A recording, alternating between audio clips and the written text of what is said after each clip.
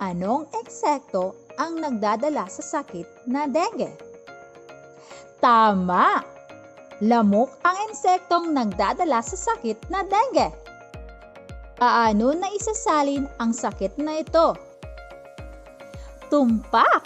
Naisasalin ang virus kapag nakagat ng lamok ang isang tao.